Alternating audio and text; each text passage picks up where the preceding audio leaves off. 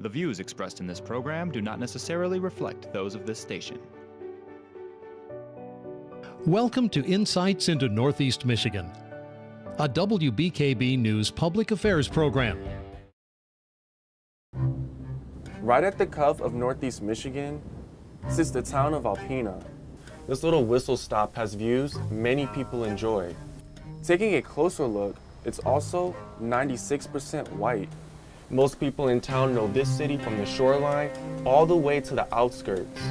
And then there's that other 4% of the population, scattered throughout, some with no origin to the great north, hoping to call this place home too.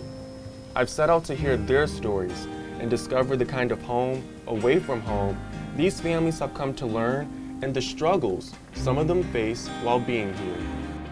Welcome to the untold side of Alpena. I'm Elijah Baker, and what I'm about to show you may be surprising.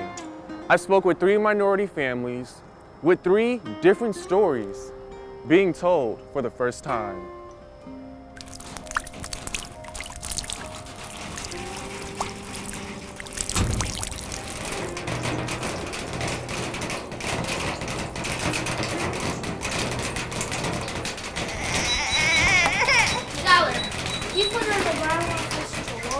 You need to teach your kids about race and what not to say. Him right here, my 10-year-old, it's this little boy that been bullying him like every day.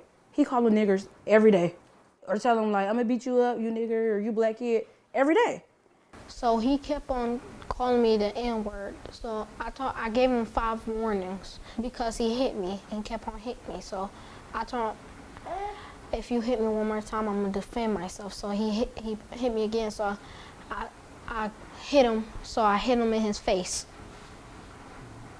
And it's this other boy who did it. He's coming in my face, calling me all the N-words, and he tried to punch me.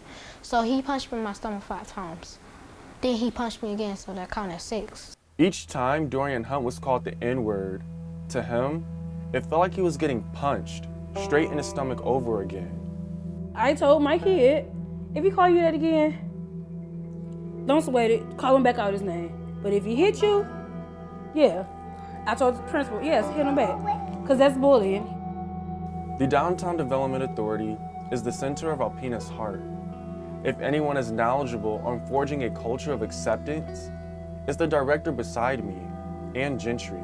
You know, having those employers that are committed to not just bringing in people that already live here, but bringing people from different backgrounds and different experiences is crucial, as well as having an open environment where, you know, people of different races or different cultures, different sexualities can feel like this is an accepting place and not just a closed-minded small town.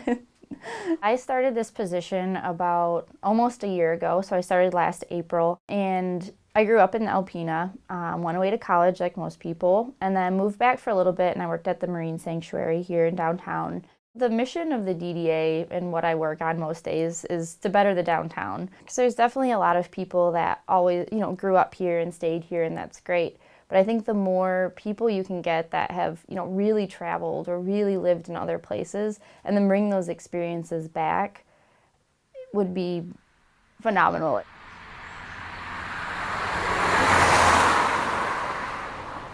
That's the Cracker Barrel.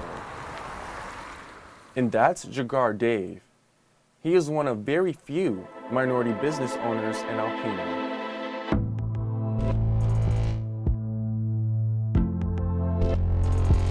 By the time crew members mop up and shut the lights down, Dave likes to look back at where his family came from. We are originally from India. My uncle sponsored us to bring us in America, US, which is 1999. After a couple of years later, went to the India to get married, which is I'm married to the Priyanka Dave. It's been 11 years that we got married. Yeah. Dave used to run a liquor store similar to the Cracker Barrel, but after spending 10 years in a Maryland community, they wanted something better for their little girl and future baby on the way. And that's what we are thinking, me and my wife, we should close, find some different place so we can raise our real families and kids. and we found Alpena. But we did look it up, the population here, like how diverse is it, and then we did see that it was predominantly white, but that didn't affect to make our decision to move and settle in Alpena. Drumi is in preschool right now, and she really enjoys, and she's gonna be 4, so she hasn't been really exposed to the school environment. I mean, she is in a preschool where she does, have a different hair color and different skin tone, but I have never heard from her teachers being like she's treated differently or anything like that by the other kids, or the other kids have said something like, oh, you look different or anything like that. What about language? Do you speak your native language here to each other? At home, my in-laws, Dave's parents, stays with us. They are right now in India. But with them, and then especially with Drumi, we always try to speak in our native, or in our mother tongue, because we want her to learn, as we don't have much cultural exposure here. It is difficult because outside house, I mean, she doesn't have anyone to talk to. So, and then naturally we try to speak in our language with her as much as we can, but also we day-to-day life speak in English. So we mostly, get conversation change into English. So.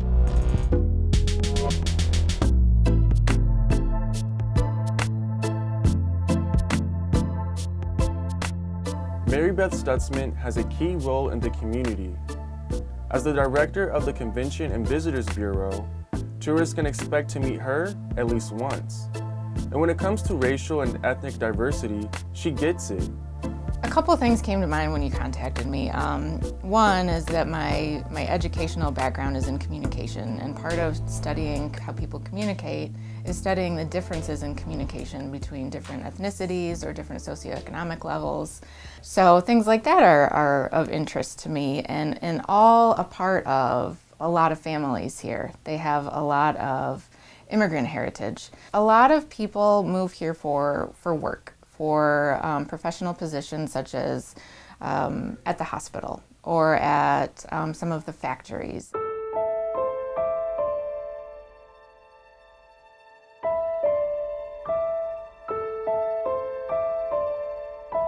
Mariflor Ramirez and her son Joseyan Rodriguez aren't moving out.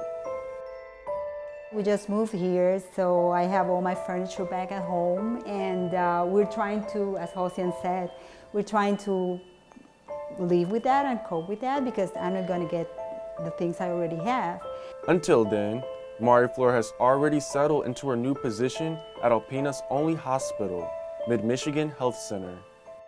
Talk to me about what that interview process was like. You're their first Puerto Rican staff member? Yes. When I came here to Alpena, that was like quite a surprise for me. They have like a panel of, there were like 6 or 7 people I had to interview with. And my English was very, very rusty. Being in Puerto Rico for 30 years, I don't know, I had something inside that was driving me, and I was so determined, and I did the interview, and everybody was, okay with me, and they liked my character, my strong personality. Strength. That's the word some of these families have to hold tight in the waking of fear and refuge. 2,000 miles away, in the belly of the Atlantic Ocean, a Category 5 hurricane hit Puerto Rico. It's still lost in chaos and suffering, where this mother and son escaped just 3 months ago. That night was horrible. We can never sleep well. And the other day, it was just other Puerto Rico. It was just like a nightmare, being born there and knowing that Puerto Rico before Maria and after Maria, it's a whole different Puerto Rico. Devastation was huge. Communications were down. The electrical grid was down. Water quality was very, very bad for almost like a month after Maria. Jose Yan was at his father's house the night Hurricane Maria's wrath consumed the island on September 19th of last year.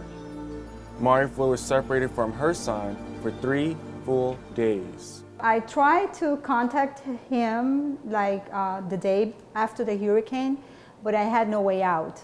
Thanks God we had a chainsaw Yeah. that helps to just clean the road and be able to see my mom, my immediate family, at least.